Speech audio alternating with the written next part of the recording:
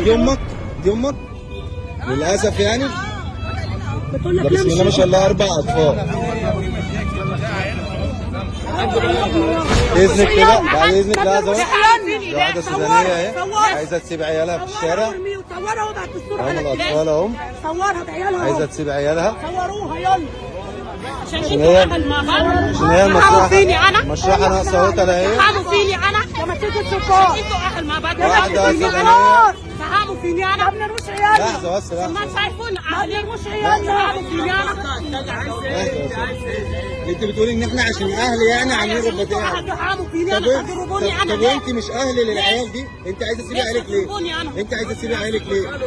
عايزه تسيبي عيالك ليه؟ سودانيه ما عندي اهل. انت سودانيه انت حمصيه. تضربوني انا ما انت محدش جه جنبك. محدش جه جنبك اهو. احنا بنصور الناس واقفه اهي. محدش جه جنبها خالص اهو. انت سودانيه انت حمصيه لنفسك مش لينا.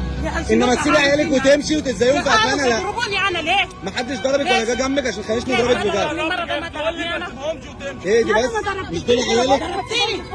مش دول عيالك؟ ما تسيبيهمش وتمشي. في كاميرات ليه يكون كاميرات انا خلاص انت بقى سيبك منها خالص.